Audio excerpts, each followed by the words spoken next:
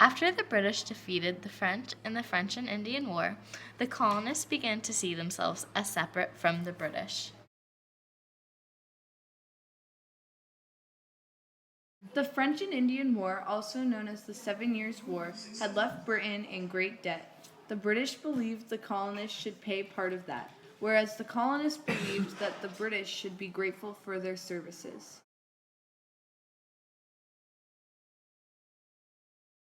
British and American relations were further strained by taxes that the Parliament imposed upon the colonists. First came the Proclamation of 1763, which banned colonial settlement west of a line drawn along the Appalachian Mountains. This angered the colonists because they believed they had the right to reside wherever they wished.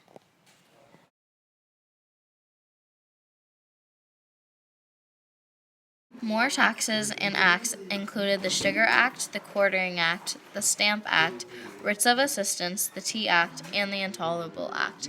The colonists resisted by protesting, boycotting, and setting up petitions. This led to great disputes such as the Boston Tea Party and the Boston Massacre. The taxes, acts, protests, and disputes led to the shot heard round the world, the first shot of the American Revolution. A large battle took place in nearby Concord between the British and the Americans.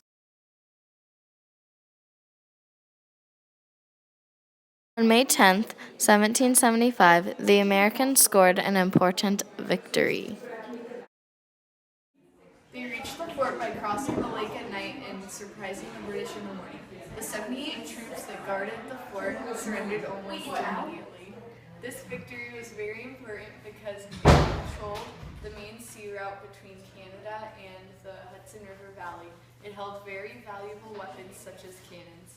The cannons were later moved to Boston in January 1776, where George Washington used them to drive the British out of the city. No one was killed in this siege, but one American was captured. Another important battle took place at Bunker Hill, located in Boston. This was the Battle of Bunker Hill, which began on the morning of June 17th. British soldiers took positions around the base of Breed's Hill. British General William Howe decided to attack the Americans straight up the hill where the Americans were surrounding Boston. The Americans waited until the British were 150 feet away to fire. They waited until they were 150 feet away because the American commander Israel Putnam knew that the troops didn't have much ammunition. The first and second British attacks failed, but the third succeeded only because the Americans ran out of ammunition and had to retreat. The British won the third attack at a terrible cost because more than 1,000 were dead or wounded. For the Americans, about 400 were wounded or killed. This battle did not solve Britain's problem of taking back Boston because Boston was still surrounded by Americans.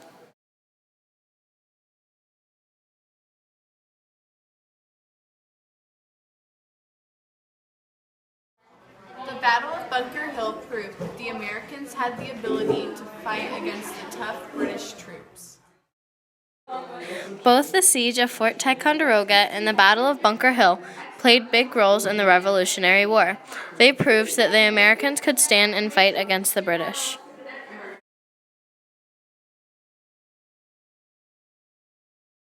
The American Revolution ended in 1783 with the Americans victorious and free from British control.